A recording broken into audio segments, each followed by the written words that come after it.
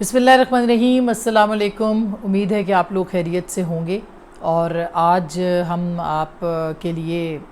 بہت جلدی کچھ انفارمیشن لے کے آ رہے ہیں، کیونکہ بہت تہلکہ مچا ہوا ہے اس وقت، اور تہلکہ خیز یہ آڈیوز ہیں جو کہ آڈیو لیکس آئی ہیں سامنے، دو طرح سے بہت اہم ہیں۔ پہلی بات تو ظاہر ہے کہ پاکستان کی سیکیورٹی اور پاکستان کے وزیر اعظم ہاؤس کے اندر اگر کوئی ایسی آڈیو لیکس آئی ہیں اور وہ کوئی ہیکرز نے ہیک کی ہے، جس طرح کی اطلاعات آ رہی ہیں، تو یہ پاکستان کے اوپر ظاہر ہے کہ یہ سائبر اٹیک ہے، اور یہ بہت بڑا سائبر اٹیک ہے جس میں کہ بہت جسے ڈرنا چاہیے جس سے، اور بہت خوفناک حملہ ہے یہ، کیونکہ جتنی بھی میٹنگز ہوئی ہوں گی، جتنے بھی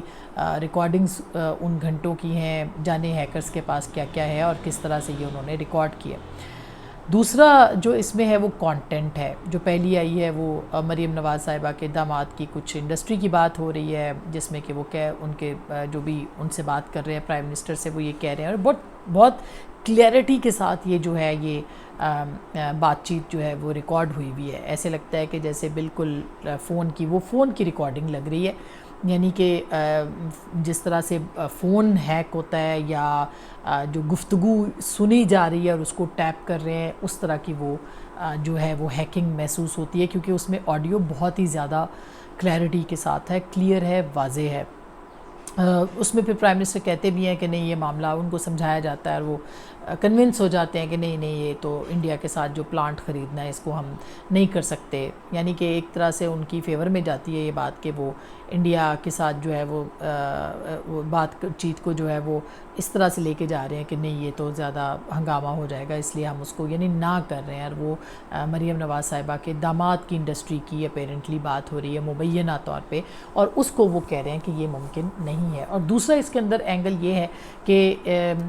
مریم نواز صاحبہ کے جو داماد ہیں وہ یہ چاہ رہے تھے کہ یہ انڈسٹری جو ہے وہ کھلے، یعنی کہ وہ اپنے جو خاندانی تعلقات ہیں ان کو استعمال کر رہے تھے۔ تو بہرحال چونکہ اس کا کوئی رزلٹ نہیں نکلا، اس کانورسیشن کے بعد ایسا ہوا نہیں، اور یہ معاملہ اس میں خود ہی کہہ دیا گیا کہ جب ڈار صاحب آئیں گے تو تب آپ اس کو دیکھ لیجئے گا، تو یہ معاملہ اس پہ کانٹینٹ کے حساب سے یہاں پہ ختم ہوتا ہے۔ پھر ایک اور کانٹینٹ ہے جس میں کہ پرویز الہی صاحب کے حوالے سے بات چیت سامنے آئی ہے، جس میں مریم صاحبہ ان سے بات کر رہی ہیں، اور وہ ایک ڈسکشن ہے جیسے کہ گھریلو بات چیت ہوتی ہے کہ دیکھیں نا چچا انہوں نے کیا کر دیا، اور اس نے اپنے بڑے باپ جیسے بھائی کے ساتھ کیا کیا، اور اگر وہ بھائی کا نہیں ہوا تو کسی کا کیا ہوا۔ تو ایک کیجول گفتگو ہے جو کہ پاکستان کے ڈرائنگ رومز میں اور گفتگو میں جو ہے وہ چلتی رہتی ہے۔ ایک کابینہ کی اہم وزراء جو ہیں ان کی ریکارڈنگز ہیں، تو یہ تینوں ریکارڈنگز لگتا ہے ایسے کہ مختلف جگہوں پہ ہوئی ہیں، اور یہ تینوں ریکارڈنگز جو ہیں ان میں سے ایک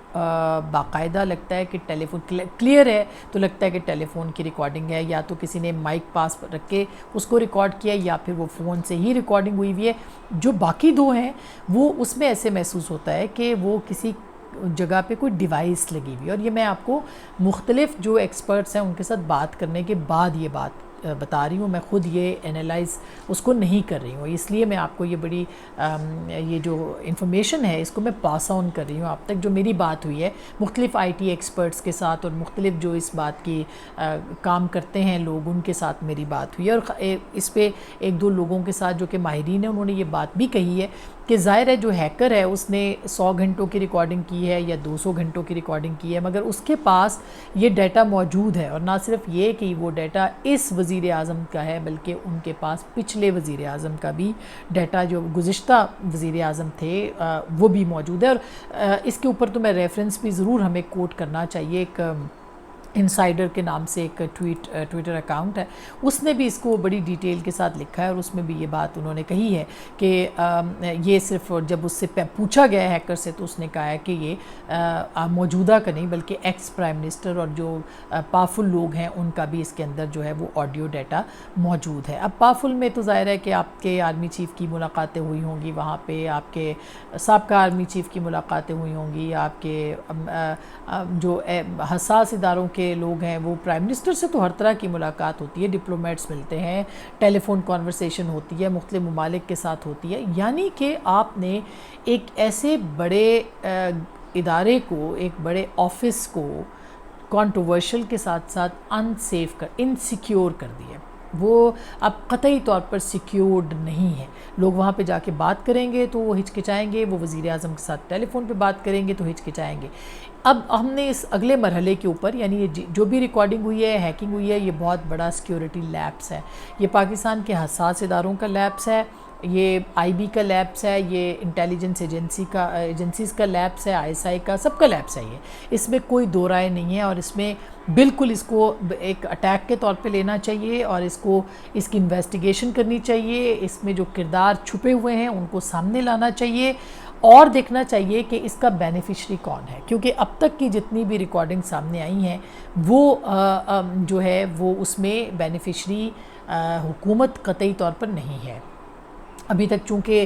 کسی اور ایکس پرائم منسٹر کی بات کی گئی تھی، تو اگر سابق وزیر اعظم کی بھی کوئی ریکارڈنگ ہے عمران خان صاحب کی تو وہ سامنے نہیں آئی ہے. اگر وہ آتی ہے تو ہم یہ کہہ سکتے ہیں کہ ہاں ہو سکتا ہے کہ یعنی اس ٹینیور کی، اس طرح کی جو سیریس ڈسکشنز ہیں وہ. تو میرا خیال ہے کہ یہ ایک بینیفیشری کے اوپر بھی جو ہے اس کو رکھنا پڑے گا. تیسرا جو اہم نقطہ ہے وہ یہ ہے کہ اب چونکہ یہ بڑا اٹیک ہو گیا ہے، تحقیقات فوری طور پر لانچ ہو جانی چاہیے، اور اس کے ساتھ ساتھ جو ہے وہ یہ پتہ چلانا چاہیے کہ یہ اور کہاں پہ ہو سکتی ہیں. صرف وزیر اعظم ہاؤس میں ہے یا کہیں اور پہ بھی یہ معاملات جو ہیں وہ آئے ہیں سامنے، اس کو بھی دیکھنا چاہیے. اور اس سے بھی بڑی بات یہ ہے کہ اس کے بہت زیادہ اثرات ہوں گے، اس کے بہت زیادہ، یعنی کہ جو ڈیٹا یا جس نے ہیک کیا ہے یا جو کلیم کر رہا ہے وہ کوئی بھی ہے، اس کے پاس پوری انفارمیشن ہے. وہ کسی بھی وقت آپ کو پوری دنیا کے اندر جگ ہسائی کا سامان وہ بنا سکتا ہے، وہ بنا چکا ہے، اور کیا کیا نکالے گا یہ ایک بہت اہم سوال ہے. تو میرا خیال ہے کہ اگر ریاست ہماری اس معاملے کے اوپر بھی بے بس نظر آتی ہے، یا اگر ان کے پاس کوئی اس طرح کی انویسٹیگیشن کا سسٹم نہیں ہے، تو ان کو اس لائن پہ ضرور سوچنا ہوگا کہ یہ آگے جا کے معاملات کیا ہوں گے. اس کا ایک اور اینگل بھی ہے، وہ میں آپ کے ساتھ ضرور شیئر کرتی ہوں، اور وہ یہ ہے کہ اب جو تعیناتی کا معاملہ ہے آرمی چیف کا، اور اس کے ساتھ ساتھ جو آپ کے پولیٹیکل معاملات ہیں، اس میں ایک آخری مرحلے کی لڑائی جو ہے وہ شروع ہو گئی ہے. اور اب لڑائی جو ہے وہ پہلے تو دور سے اشعار پڑھنے، جیسے عرب جنگوں میں ہوتا تھا کہ دور سے شعر پڑھتے تھے، اور پھر اس کے بعد وہ ایک دوسرے کو ڈراتے تھے، دھمکاتے تھے، میرے پاس یہ ہے، میرے پاس وہ ہے، بچ کے رہو، میں تمہیں چھوڑوں گا نہیں، میں کروں گا. ایک پورا ایک ماحول بنتا تھا، جو بیٹل فیلڈ ہوتی تھی، جو میدان جنگ ہوتا تھا اس کا، وہ ماحول جو تھا اس میں اب پہلے جو رمز جسے کہتے ہیں رمز، دونوں طرف سے وہ اپنی خوبیاں بیان کرتے تھے، جو بھی سپاہ سالار ہوتے تھے یا جو بھی ایک دوسرے کے خلاف جو ہے وہ سامنے کھڑے ہوتے تھے، وہ رمز کا مرحلہ جو ہے وہ اب ختم ہو گیا ہے. اور اب دست بدست لڑائی پہ معاملات جو ہیں وہ آ پہنچے ہیں، اور ان 1.5 مہینوں کے اندر یہ لڑائی جو ہے وہ دست بدست ہوگی، ہاتھوں سے لڑائی ہوگی. اس ہاتھوں کی لڑائی کے اندر کون زیادہ طاقتور ہے، اس کو اپنے آپ کو، اپنی طاقت کو ظاہر کرنا ہے. اور بہت ساری چیزیں اور بھی ہو سکتی ہیں. ہم یہ کہہ سکتے ہیں کہ یہ ٹپ آف دا آئس برگ ہے جو ابھی ہوا ہے، اس کے بعد بھی بہت کچھ آ سکتا ہے، لیکن نشانہ کون کون بنے گا یہ دیکھنا ہوگا. اور اگر اس میں ایک ہی پارٹی اور وزیر اعظم کو ہی ٹارگٹ کیا جاتا ہے یا ان کی جماعت کو ٹارگٹ کیا جاتا ہے، تو اس کا مطلب یہ ہے کہ بینیفیشری کوئی اور ہے، اور جو بینیفیشری ہے اس کو پھر آپ کو اس کے خلاف سخت اقدامات جو ہیں وہ کرنے ہوں گے. ادروائز آپ جو ہے وہ دنیا کے اندر ایک تماشا بن جائیں گے انفارچونیٹلی، اور اس سے آپ کو خود کو بچانا ہوگا. ہم آپ کے پاس نئے تبصرے تجزیے بھی لے کے آئیں گے. ہم آپ کو آج یہ بھی بتائیں گے کہ عمران خان صاحب کو کل ایک بہت بڑی مایوسی ہوئی ہے، لیکن وہ اگلی ایپیسوڈ میں. ابھی آپ اب تک کے لیے اتنا ہی. اپنا بہت خیال رکھیے گا. اللہ نگہبان.